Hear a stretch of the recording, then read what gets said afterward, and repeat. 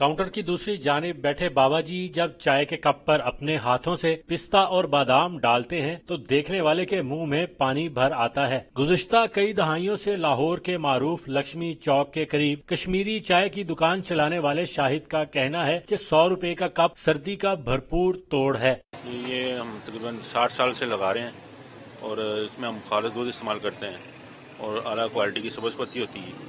इससे बड़ी बेहतरीन चाय बनती है और उसके ऊपर फिर बादामों की गार्निशिंग करते हैं और लोग बड़े शौक से पीते हैं। सर्दियाँ शुरू होते ही आते हैं, काफ़ी तादाद में आते हैं और पीते हैं। दूर दराज से खुसूसी तौर पर कश्मीरी चाय पीने के लिए आने वाले शहरियों का कहना है कि एक कप सारी थकावट दूर कर देता है। ये लाहौर की सकाफत है जनाब, जैसे यहाँ पर दाल चावल हो गए, ये सब चाय हो गई, इसमें पिस्ते बादाम, एक दफा बंदे की रूह ताज़ा हो जाती है। इधर से पीकर जाते हैं हम सर्दियों में ज्यादातर, इधर सब सीधा गाड़ी जा रहे हैं। मैंने कहा पीते चलते हैं, चलो थकावट दूर हो जाएगी।